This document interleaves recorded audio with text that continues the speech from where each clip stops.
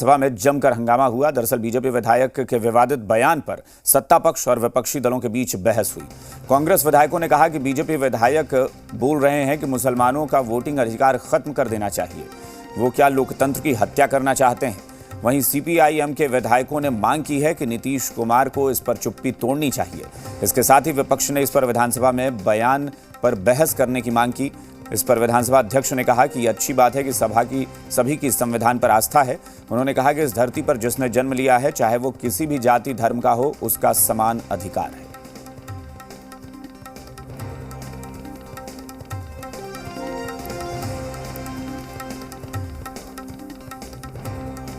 आपको बता दें कि बीजेपी के विधायक हरिभूषण ठाकुर ने बयान दिया था और उस बयान को लेकर काफी बखेड़ा हो गया। पहले भी विधानसभा का जो सत्र है वो शुरू होने से पहले भी विधायक इस पर नाराजगी जता रहे थे, लेकिन जब बजट का आज पेश करने का दिन था तब विपक्ष ने इसको लेकर काफी बवाल किया। जबरदस्त हंगामा हुआ सदन के भीतर और वजह यही थी कि हरिभूषण ठाकुर ने कहा था कि मुसलमानों का वोटिंग राइट छीन लेना चाहिए, खत्म कर देना चाहिए। और इसी बात को लेकर यह बवाल हुआ, जिस पर विपक्ष ने कहा कि क्या वो लोकतंत्र की, संविधान की हत्या करना चाहते हैं? लोकतंत्र में क्या यह मुमकिन है कि इस तरह से कोई व्यक्ति खड़ा होकर, वो भी एक जनप्रतिनिधि जो एक पार्टी से विधायक हो, वो इस तरह का बयान दे? इस पर विधानसभा अध्यक्ष ने कहा कि संविधान में आस्था सबकी होनी चाहिए और जिसने भी जन्म लिया है उसका समान हक है।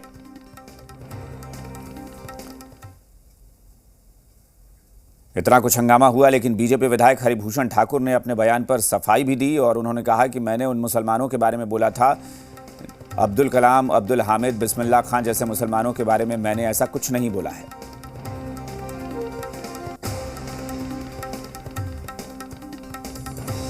बयान पर काफी हंगामा हो रहा है।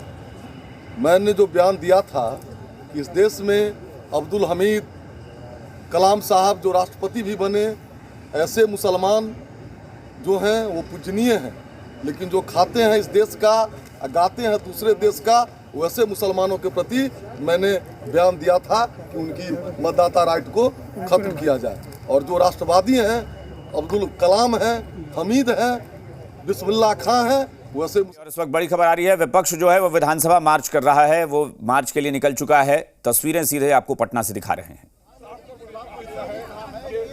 जी मीडिया संवाददाता आशुतोष हमारे साथ जुड़े हैं। आशुतोष, देखिए जरूर और जो हरिभूषण ठाकुर बाचौल का जो स्टेटमेंट आया उसके बाद आप देख सकते हैं ऑपोजिशन का विधानसभा से निकल करके राजभवन मार्च जा रहे हैं। महबूब आलम जी, राजभवन जाने की नौबत क्यों आ गई?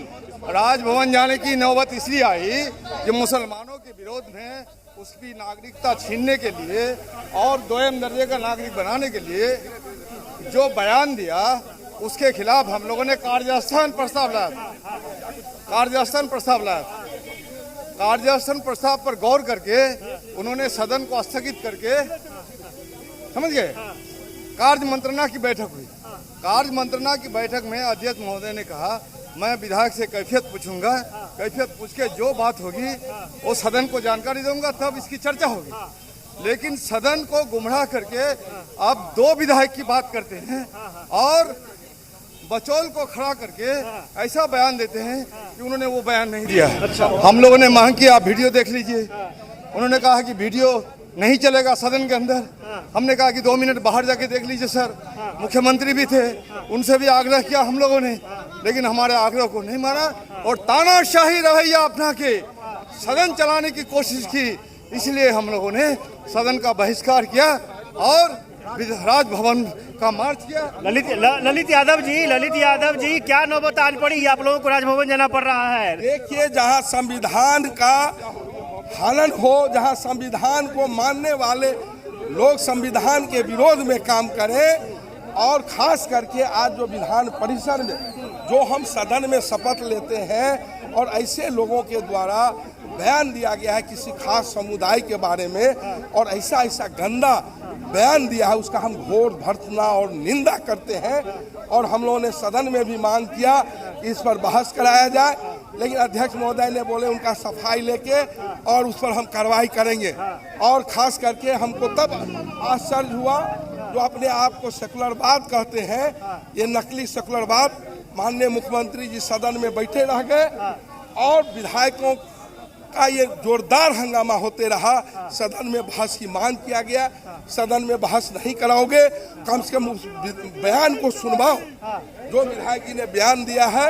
और ऐसे बयान का घोर निंदा ही नहीं, आप सुनवाइए सदन को वो झूठा बयान फिर सदन में गुमराह करने का। क्या चाहते हैं, चाहते क्या? हम लोग चाहते हैं ऐसे देश तोड़ने वाले लोग, ऐसे संविधान तोड़ने वाले लोग, ऐसे संविधान नहीं मानने लोगों पर सीधी कार्रवाई। आशुतोष, क्या राज्यपाल से मुलाकात भी होगी?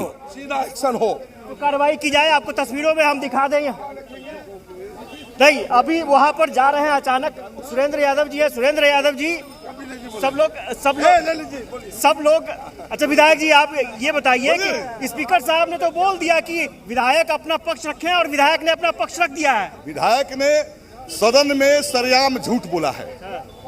जब उन्होंने संविधान विरोधी बयान दिया और सदन में विपक्ष के लोग इसका प्रमाण अध्यक्ष को सौंपना चाहते थे, अध्यक्ष जो है उस प्रमाण को देखने के लिए तैयार नहीं है और माननीय सदस्य ने झूठ बोला, उस बात को मान लिया, तो कहीं ना कहीं ये भारतीय जनता पार्टी के तुच्छ राजनीति है कि एक नेता जो है सांप्रदायिक उन्माद को पैदा करता है, जब वो फंस जाता है, जब भाजपा को जो डैमेज होता है तो कंट्रोल के लिए दूसरा नेता बयान करता है। वही आचरण था सदन के अंदर बीजेपी और जदयू के लोगों ने किया है।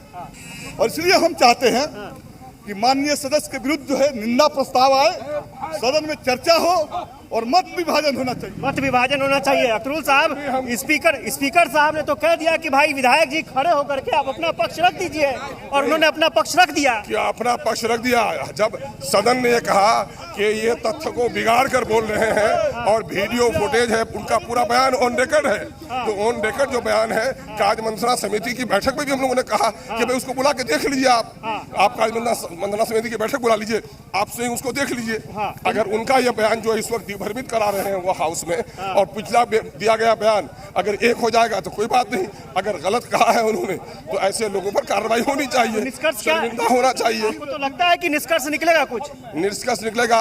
जो कुछ अंदर ऐवान के गलत हो रहा है उसकी खबर बाहर की दुनिया को देनी हमारी जिम्मेदारी है।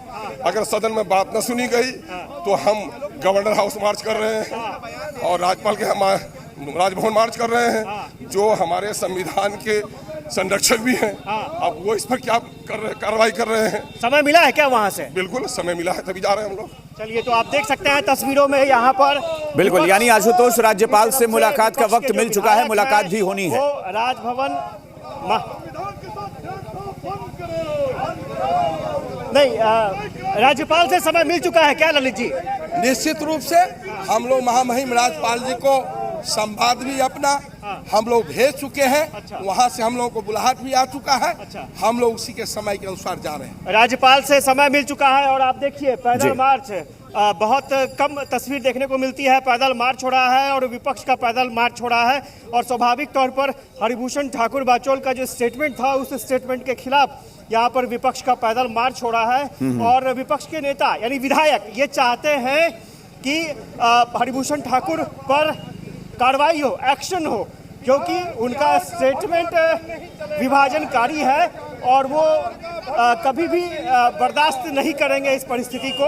और स्वाभाविक तौर पर उस स्टेटमेंट को लेकर के यहाँ पर मार्च हो रहा है। और आप देखिए तस्वीरों में एकजुटता का प्रदर्शन करने की कोशिश की जा रही है। और हालांकि ये बात अलग है कि स्पीकर ने हरिभूषण ठाकुर बाचोल को अपना पक्ष रखने का मौका दिया था, उन्होंने अपना स्टेटमेंट रख दिया। उनका साफ तौर पर कहना था कि अख्तरुल बिल्कुल, यानी आशुतोष दो चीजें लग रही हैं। एक तो कहा जा रहा है कि निंदा प्रस्ताव लाकर सदन में मत विभाजन कराया जाए, तो मत विभाजन करा के क्या कराना है? सिर्फ निंदा प्रस्ताव करके उनको क्षमा मांगने के लिए बोलना है, या ये चाहते हैं कि नहीं उनकी सदस्यता को लेकर कोई कार्रवाई हो? क्योंकि दोनों अलग अलग चीजें हैं। निंदा प्रस्ताव आ सकता है, वो सदन में माफी मांग सकते हैं। देखिए, कुछ विधायक जरूर पहली तो यह कोशिश थी कि निंदा प्रस्ताव हो और सदन में हरिभूषण ठाकुर माफी मांगे, लेकिन कुछ विधायकों का साफ तौर पर कहना है कि उनकी बर्खास्तगी होनी चाहिए, उनकी सदस्यता जानी चाहिए। और सिर्फ निंदा प्रस्ताव से काम नहीं चलेगा। तो ये अलग अलग पक्ष है जी। एक पक्ष ये है कि निंदा प्रस्ताव होना चाहिए और कुछ विधायक ये चाह रहे हैं कि नहीं, हरिभूषण ठाकुर पर एक्शन हो, उनकी सदस्यता जाए, ताकि दूसरे जो विधायक हैं वो इस चीजों से सबक ले सकें। बिल्कुल। और लंबा एक मैसेज देने की कोशिश है। बिल्कुल। और उसी मैसेज को लेकर के जाहिर तौर पर आशुतोष यानी साफ हो चुका है, मतलब है आज ये बजट पेश होने के दिन ही ये साफ हो गया है कि अब विपक्ष इस मुद्दे को लेकर फिलहाल छोड़ने के मूड में नहीं है और अब देखना होगा कि राजभवन से क्या होता है, क्या मैसेज आता है, इनसे जो मुलाकात होती है उसमें क्या निकलता है। बहुत बहुत शुक्रिया आशुतोष जानकारी के लिए।